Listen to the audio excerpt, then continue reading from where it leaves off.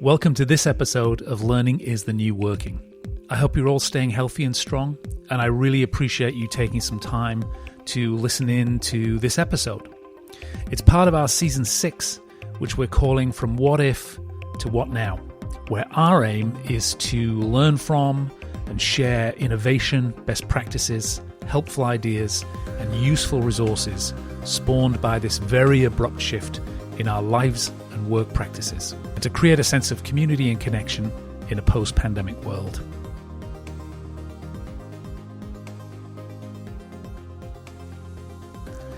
Today's guest is Robert Poynton.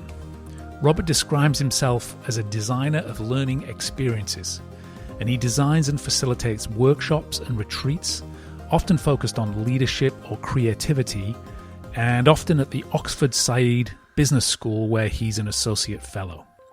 He's also a lecturer and a writer. Whilst all of this might just get him a ticket to the Learning is the New Working party, when I learned that he also uses ideas from improvisational theatre to help people respond creatively to complex challenges, and that he thinks we can learn from and even enjoy uncertainty rather than dread it, I knew I absolutely wanted his point of view on the future of workplace learning and on how we can constructively approach and think about our current situation of lockdown and pandemic. I actually came across his book Do Improvise in 2018 when I was setting out to explore my post-corporate existence, another moment of ambiguity and change for me personally. The book resonated really deeply at the time, exploring themes of collaboration, communication, leadership, and ambiguity. I loved how he'd explored and mined useful principles from an adjacent discipline in order to develop and evolve his own. Over the last 2 months, I picked out the book again to reread it, since I felt a lot of the practices and ideas were very useful in this shift that we're all experiencing now. I enjoyed it so much that I reached out to Rob and asked him to come on the podcast and talk to me a little bit about the genesis of the ideas that he shares in the book. He very kindly agreed, and I hope that you'll find my conversation with Rob very timely and very useful.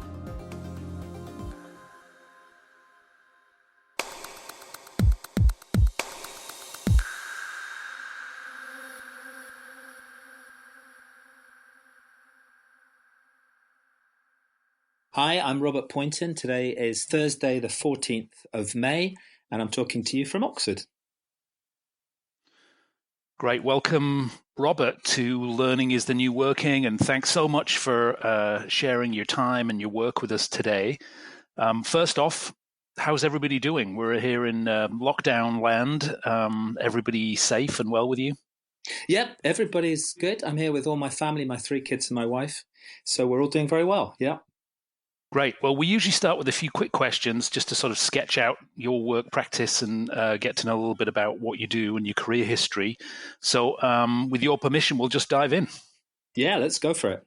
Okay, so you write about the power of place in your books. I always start my podcast asking people where in the world they are and why are they there. So how would you answer that? I split my life between 2 places. So Oxford, which is connected with my work at the Saïd Business School, and a place I love and have spent a lot of time in over the years. But most of the time I spent in rural Spain, in a little town about 2 hours west of Madrid, on the top of a mountain where we live off-grid. When you say off-grid, no internet? Gosh. Well, no mains internet. So everything, we have all the normal services. If you were to come to our house, you wouldn't notice the difference. So we have a remote, actually it runs via the same, I think it runs via 4G, actually, the internet connection. So it's not bad. It's workable. Got it. And how would you describe, Robert, the work that you do? Depends who I'm talking to. If I'm entering the United States and I'm talking to an immigration officer, I'll say executive education, because that sounds kind of grand and proper. If I'm talking more generally, I'd say that what I try and do, I think, is create and hold a space for people to learn, and to learn in lots of different ways. But broadly speaking, that would be a description. If that weren't precise enough for somebody, or sounded too vague, I'd say, well, I use improv theatre to help people, particularly leaders, respond to change and complexity. A couple of really interesting things there. Space. I'm fascinated with creating space to learn. I think that's important work for people in our discipline. I like that space idea. Let's come back to that. And we're definitely going to drill in on the improv stuff. I'm really interested in that, not just as a topic for people in our domain to apply to their programs, but just to learn from that discipline. I think that's really fascinating what you've done.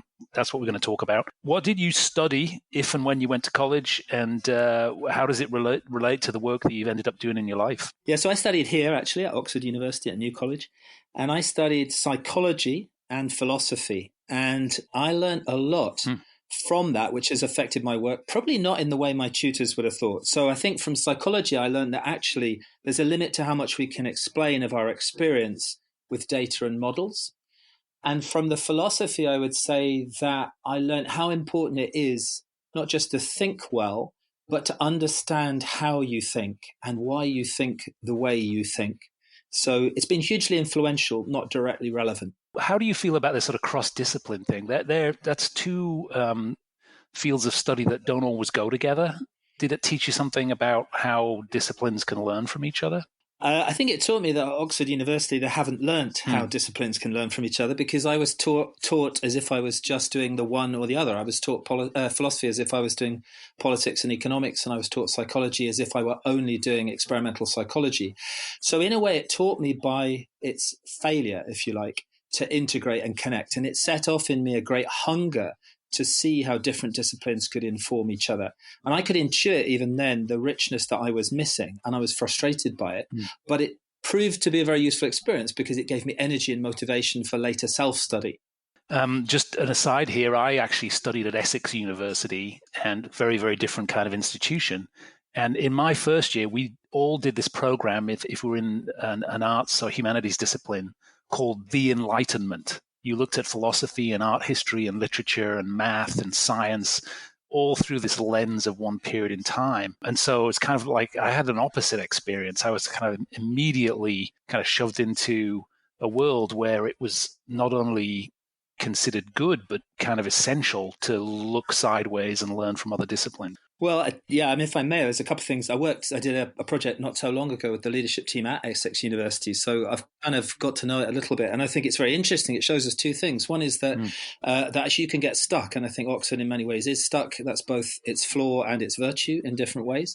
Won't go into that in more detail. But I think, Essex is a newer, more imaginative university, has been doing more interesting things for longer in some ways. The other thing I think is interesting, just going back to my own experience, is that sometimes an experience which is not productive in the moment can turn out to be very powerful in the long run, because my dissatisfaction, as I said earlier, drove a lot of learning and self-study for me. So I think it reminds us to not judge things too quickly. And even if the experience itself hasn't been great, there might be some unexpected benefit to it if you're just prepared to sit it out. Got it. Robert, what kind of organizations do you work with now? You talk about academic institutions there. Do you work with commercial operations as well? Yeah, I do. So through the work at Oxford, I meet people from all walks of life. So government people, foreign service, entrepreneurs, big business. But those are normally, in a way, I'm working with the individuals. So right now I'm working with Airbus, so the big aircraft manufacturer. Very tough times for them at the moment. So I've been working with one of the leadership teams there. And I've also been working the last couple of years with a very interesting small family-owned cosmetics business. I say small, I mean, it's not tiny, it's a global business called Natura Bissé. I've had some brilliant experiences working with the Natural History Unit at the BBC, so the people that make all the amazing documentaries. And Nike, I've worked with Nike, very influential pieces of work I've done, influential for me working with them. Just not everybody might know the brand, the name. Can you explain Saïd Business School? Yeah, so the Saïd Business School is Oxford University's business school. It's named after the founder, Wafik Saïd, who gave the bequest probably only 15 years ago. So it's very recent on the business school scene. We got the results from the one of the FT surveys, which is one of the measurements in that field. We're second in the world for open programs, which is the bit that I work in. So in the short amount of time, it's established a pretty strong reputation in some parts of the field. And there's an interesting tension in a very old university, so Oxford is about 1,000 years old, between what's seen as a kind of up-and-coming recent subject and the sort of the ancient schools of learning of the humanities and history and the classics. So it's an interesting place to be. The tone and mood of the business school is quite different from the university at large, and not without its complications, I would say. What were your sort of major career steps, Robert? It's super cool work that you do today. How did you get to this point? What did you do along the way? I started working in advertising because when I left university, I was really interested in the mood and tone of the place I worked. I wanted to have a good time, and advertising seemed like a good candidate. And I did have a good time for a few years. And then I was involved in a really interesting experiment in the early 90s, which was to set up a virtual, networked, global strategic planning consultancy. So I was living in Argentina at the time, and we were using the very, very early days of the internet to give brands and businesses communications and marketing advice all over the world. We worked with Lucasfilm, we worked with Nike at that point, actually. So some really interesting work. But through that, one of the things we did was we started to do training and development, and I got really interested in that. And that then led me on to kind of making that the main gig, actually. I left the startup, got so interested in this field, and then blundered my way really back into Oxford University, and have been working both with the university and on my own with clients ever since. There's lots we could talk about. There's two of your books that I've read, Robert, in the Do series, the Do /improv and Do /pause. I'm not sure how you say that. You can enlighten me in a second. But I want to focus mainly on this concept of improvisation, if we can today. Is that okay? Sure. And how do I say it? You call them Do Improv? In general parlance, it'd be called Do Improvise or Do Pause, or, there's Do Purpose, Do Lead. Amongst ourselves, the authors and the publisher, we tend to just call them by the single word. So we talk about improvise and pause because we know they're all do books. But yeah, you just say Do Improvise. Yeah. What's the idea behind the series? It's a really interesting set of titles and authors. What's the backstory on this book series? Yeah, the books are the child or the kind of progeny, if you will, of an event, an amazing event called the Do Lectures. So the Do Lectures has been going on for about 12 or 15 years in west of Wales. Amazing kind of mini conference. Conference doesn't do it justice. Sometimes it's described as where Ted meets Burning Man in the style of where the wild things are in a forest in Wales. So really amazing event. And Miranda West, who came along to that, she'd previously worked for Random House, and she offered, and they were looking for a publishing arm. So they set up the publishing arm, which is Do Books. And so Do Books publishes things written by people who have spoken at the Do Lectures. And within their work, there's a kind of one set of books which are about practical things, so literally doing things like bread making, beekeeping, growing vegetables, things like that. And then there's the kind of smart working series, which is where my books fall, which there's a whole raft of titles. So Do Purpose was written by David Hyatt, who's the founder of the Do Lectures, and that's a lot about branding and communication. Do Lead, Les McKeown, is written by, which is about what it says. It's about leading and organizations. And improvising is really, Do Improvise is about kind of response and change and creativity. And there's others as well, but the later one I've written, Do Pause, is really about how we get more out of our time, how we get the most out of our time, but not just in the sense of productivity. How do we actually get more out of our lives, you might say? Well, the focus on the improvisation book, what drew you to the practice of improv in the first place, and why did you see it as useful for your work? What drew me to it, I think, was an observation about how these people are able to work. So if you think about an improv show, what you have is a group of people working together in a team. They have a paying customer or client. In this case, the customer is actually sitting there watching them work and can either in real time, and the customer can either mentally leave and check out or actually physically leave or certainly not come back. So the bar's very high. And they have to work in changing and unpredictable circumstances with all manner of things coming at them, often from the audience themselves. And they're doing this in a very extreme way.